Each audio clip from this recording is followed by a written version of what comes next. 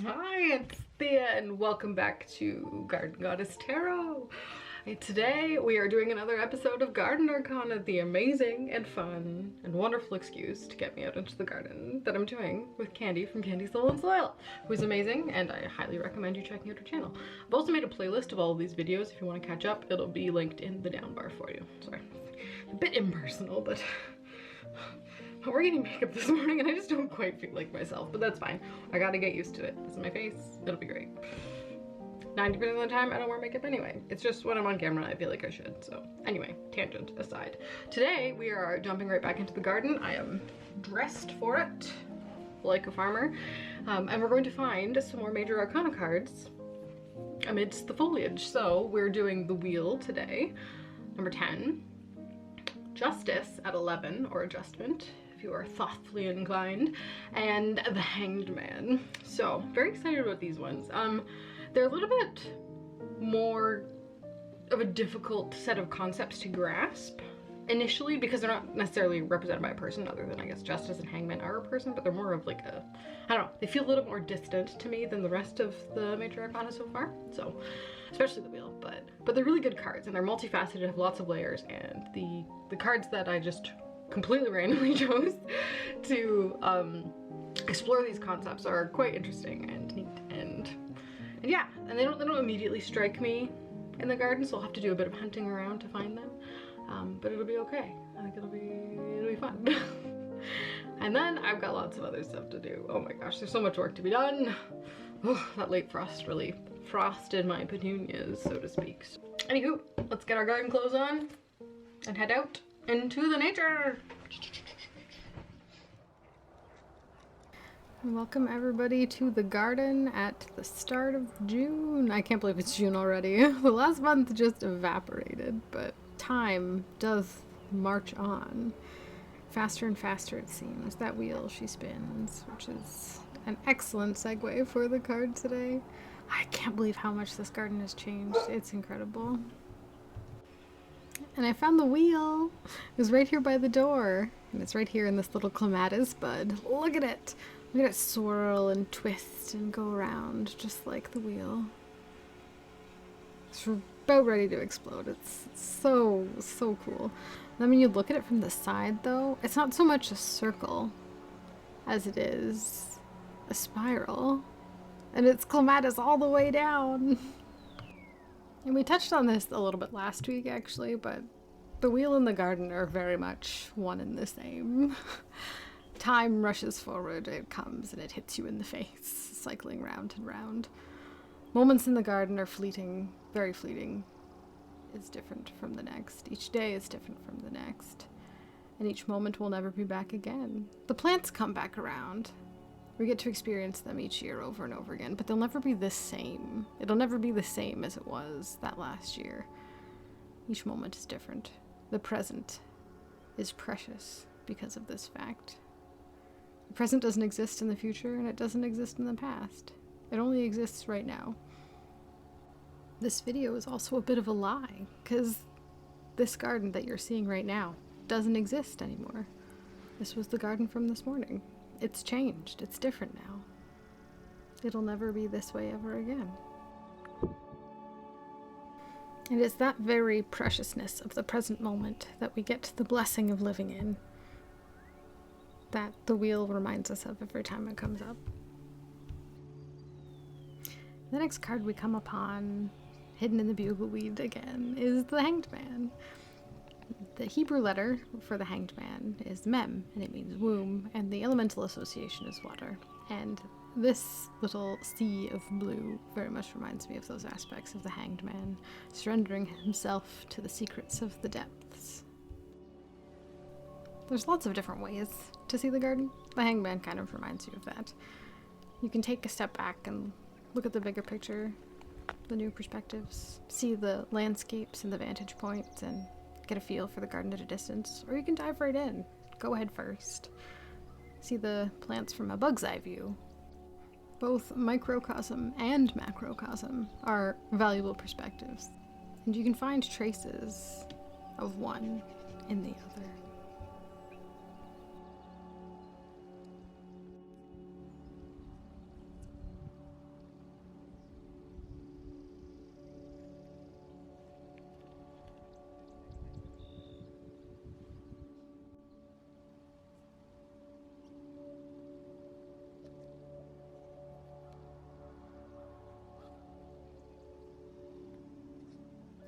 It really is remarkable what plants are capable of. How they know how to grow, when they come, when they leave. When you spend time with them, you get down on your knees and watch them carefully.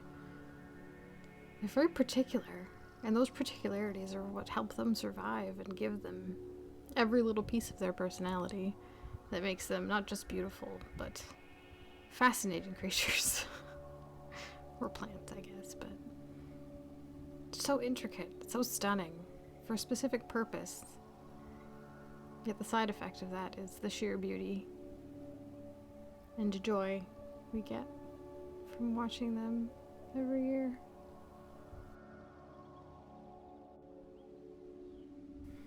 We in the present watch the wheel spin around us. Each moment, each second, each hour, each day, each month, each year. We live constantly in a swirling soup of chaos, total chaos. But as everything changes around us, that small shred of the essence of ourselves remains the same. The kitchen garden here in the Herbcrafter's Tarot is just a little bit too on the nose. And I did notice, I've started painting the garden beds, but I've got my 2 pillars again. Hey, that was an accident. I just haven't finished the job yet, but there you go. A black pillar and a white pillar, containing the secrets within them. Gorgeous plants. This is the food garden. This is where the food comes from. Sustaining myself, providing, nurturing, watching grow, and enjoying every second of it. I love it out here. And the kitchen garden is a great choice for the wheel.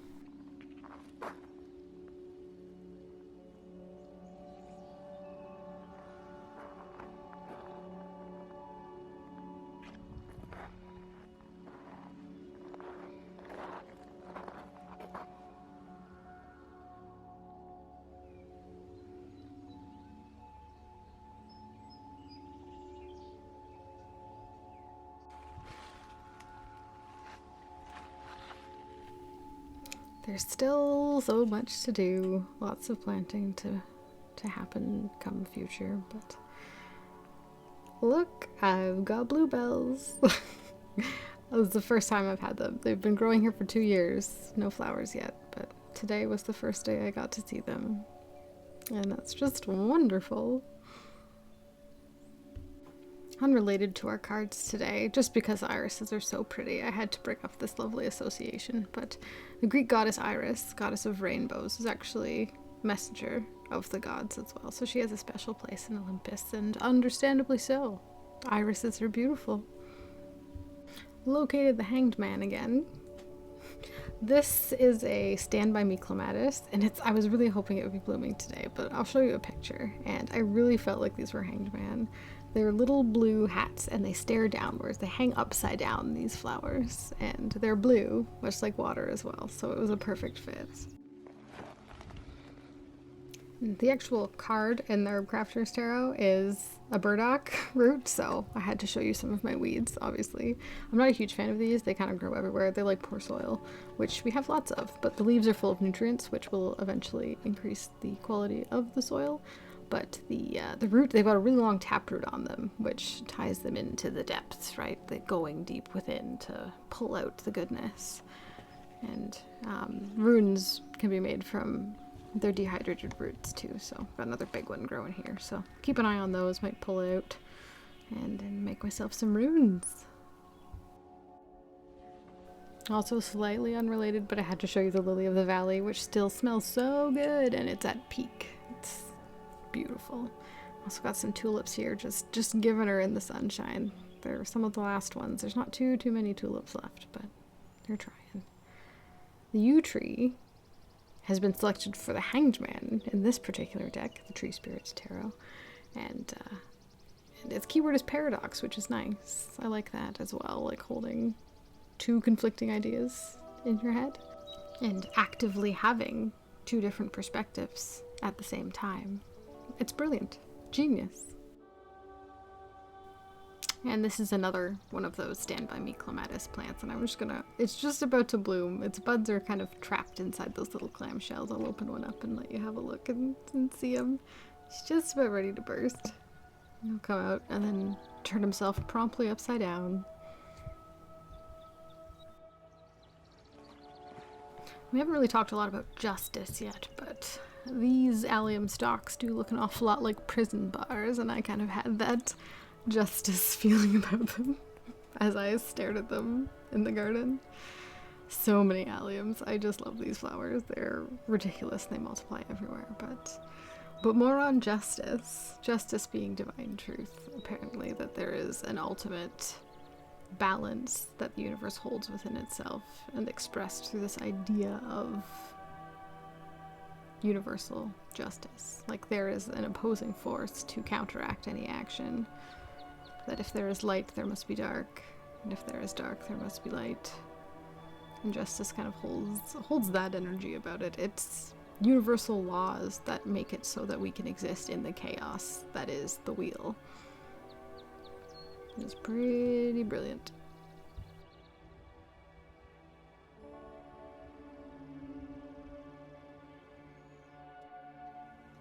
I'm sort of running with that same thought. Justice kind of exists in the symbiosis between flowers and bees, and just the plants and each other in general, right? Mushrooms, the whole ecosystem of the garden is in need of being in balance in order to function. And it is that justice card that holds everything within this little system together in a balance. Sort of the nature of things is that justice.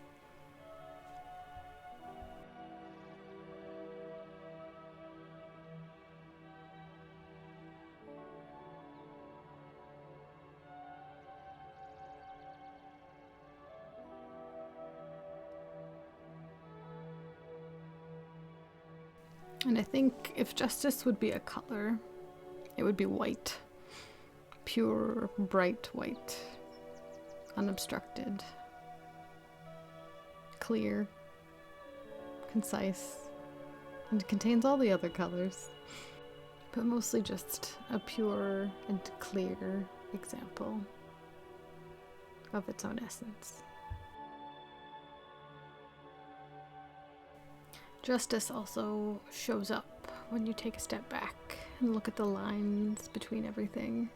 This is the adjustment card in the Tabula Mundi, and especially with the swirling pages of music notes in the back, it reminds me of the edges of the garden and how I always need to adjust and decide and wiggle and figure until I get them just the way they should be.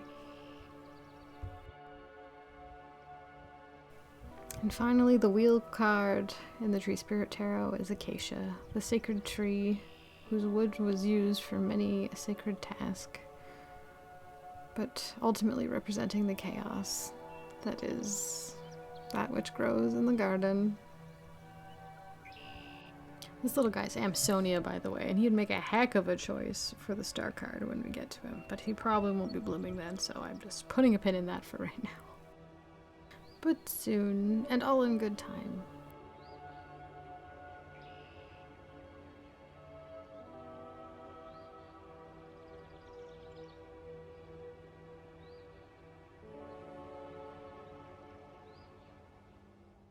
Alright, the light's weird, but that's because it's the morning, so we're gonna race the sun.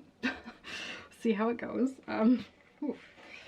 By the way, overalls, the best for carrying trinkets. Love them. Yeah, so here's our cards for today. It was a bit chaos, but that's okay. So for the tree spirit tarot, again, I don't know if it wasn't super helpful, but because we had you, which was nice. And then for justice, it was a bristlecone pine, which was very cool, and I like that. That choice, like the longevity of this tree on its own, like saying that the truth is universal, that, you know, some things endure. it's a nice metaphor for sure. The Hanged Man being you, a paradox as well, was before you did already come up, right? But especially it being paradox, of course it can be two different things at the same time. But it makes sense too, especially when you think of you as a portal tree to the underworld. Some people see the world tree as a you. There's discussion about what kind of tree the world tree is. Comment below if you have an opinion. But just like portal to the underworld, Odin, the Odin reference, I've disappeared. The Odin reference, where he hung himself by like upside down on the world tree to go within, get that knowledge of the runes, and then you get that on the Hanged One card in the Herbcrafter's Tarot, being that burdock. That long taproot grows underground, and those runes are carved into the burdock root as well. Which I'm actually I might make myself a set of burdock runes. That'd be cool. I've been trying to think of the wood I want to use for it, and I think it's not really wood, but it works. But yeah, the dehydrated burdock root, and like if you get a big enough plant, they're like good and thick. So that's like a great one for the Hanged Man, but specifically being about paradox, holding on to two different conflicting ideas at the same time, which is again a little bit different perspective to have. And like usually we see the Hanged Man as a change of perspective, or seeing something from a different way, or a pause, or a sacrifice. It can be lots of different things. I think the Hanged Man is a great and very multifaceted card, and I think in the Marseille tradition in the beginning it was and the French on them usually means traitor as well, so it's like more of the sacrifice slant of it. But all of these that I've chosen are very, there's a lot of Odin references. Even in the Tabula Mundi, there's one eye open, one eye shut, which is again another Odin reference to him going within. And then in the Ritual Tarot, the figure has again one eye open, one eye shut, and that's just an Odin reference. He sacrificed his eye for the knowledge of those runes. So that's why Odin's only got one. Very cool.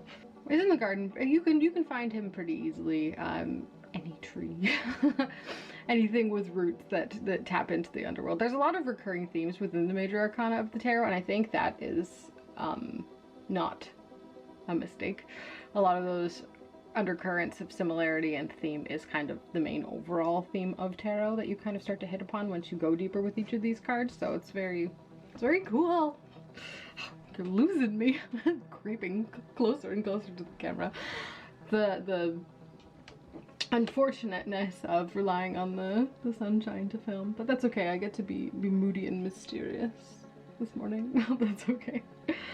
But yes, the wheel of fortune being change, being chaos, being the inevitable destiny of everybody. I like this one because being right next to justice, if you put justice at 11, justice is divine truth, right? But the wheel of fortune is also divine chaos. So like everything can do anything, right? Like there's the wheel from Ritual Tarot. Very cool. I love this card. It's not just change. It's just change happens, but the point of the wheel is that change isn't going to stop. That change, once you change, is going to keep changing. It's the momentum of the universe that, you know, time hurdles before you, ever after, ever cycling. And it's really kind of exhausting. The wheel's an exhausting card. Who rules the wheel card? The wheel's Jupiter. Jupiter is its planetary association, and planetary association of Zeus in mythology, or of Jupiter in mythology, that is Greek, is Zeus. So our Zeus card, our Sky Daddy card, our Overseer, our planet of expansion and growth is the wheel. And that's what it is. It is Jupiter. It is potential. It is the future. The wheel card is the future card, and it carries us forward. It projects us, and it's also a referenced depiction card of choosing your place on that wheel. So a lot of the time when I'm doing readings, if the wheel comes up, I do tend to focus on where on the wheel you are. The beautiful metaphor that if you are on the outside of the wheel, the ups and downs of the cycles feel more extreme, more violent, more like upheavals, more like that chaos. But the closer you get to the center of the wheel, may never reach the middle, but the closer you are to the center of the wheel, the ups and downs are less intense and stressful. So that's I like that little metaphor and story when the wheel comes up, for sure. It's just reminding people that everything about your life, the impact it has entirely rests on how you react to it and how you experience it. Not just how you react to it, but how you experience it. Because really, aren't our lives just how we experience them? That's all it is. Everything that we experience comes through our brains first. Most of our existence is a sensory one. There's a portion of it that exists within us and within us only, which a lot of this card work taps into. But when it comes to dealing with our environment, our surroundings, and our lives as a whole, everything goes in through one of our eyes, ears, nose, mouth, skin, etc., right? So you get to process that information however you will, and sometimes it feels like you have no control over the information coming in, but at the same time there's always a filter that you screen your information through, and you get to decide what that filter is and choose that filter based on how you want your day to go and how you want to live your life, I guess. So that's the wheel card. I guess I could talk a little bit more about justice too, and adjustment. I like the Thoth keyword on justice as well, because it's not just, oh, when you read the justice card, it's, divine truth, or that, what's going, the truth always comes out, or it's always going to work out in the end. That's not really how it works. What's going to happen is going to happen, and there is somewhere out there the truth, but the truth is, it's not what you think it is, I don't think. The truth isn't some idea that something is more right or more wrong, because everything is context related. If you take the context away from everything, it just is. There's no moral value on it. So justice is the divine balance that sorts out the order and the chaos in the world. So having justice being divine order next to the wheel, which is kind of divine chaos, it sorts itself out. And then basically what the adjustment card is saying, that it's taking that divine chaos and putting it into balance so everything can function. So it's the universal ruling hand that kind of adds and takes away as necessary to keep things in balance. On the Ritual Tarot card, it's Judith in the Head of Holofernes, which is actually a painting that I've been, there's lots of them. They've been painted many times. I was quite enamored with since I was a kid. I'm like, who's this lady? Why has she chopped this guy's head off, usually gruesomely, and she's waving it around like a trophy? I was just very intrigued. But there was what, again, she perceived as a wrong, probably was, but again, context, and took justice into her own hands in that case. So it's nice to see it on the justice card. It's not like an all-encompassing metaphor, but it's beautiful and lovely to see. But yes, adjustment being that, just adjustment, that small change, that small, just like a tweak, like a little bit of this, a little bit of that, to kind of keep everything in balance, which is great. Justice card, Themis, Greek god Themis, often shows up on justice. And it's funny, in the Rider-Waite-Smith, she's not blindfolded. In a lot of other decks, she is, and that's kind of a really interesting distinction, and I'd like to, if you have an opinion, please let me know about it. Do you think the justice should be blind or not?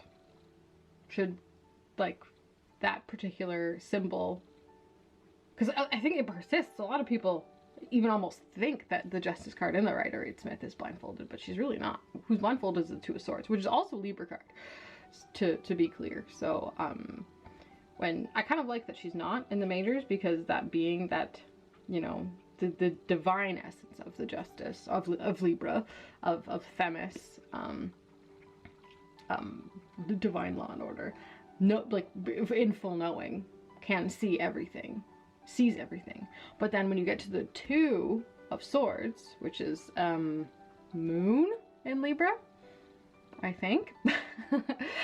Correct me if I'm wrong. My decans are good, but they're not perfect.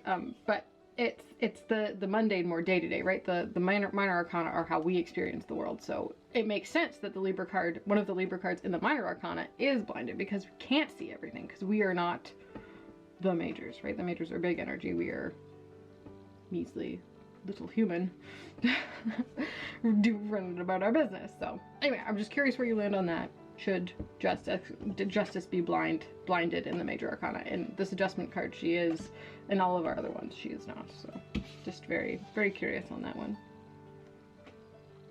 I guess that's everything for today. There's nothing else that jumps out at me other than the sun at the moment. So thanks so much for being here. I really appreciate you. And I'll see all you fine people next week for the next episode of Garden Arcana.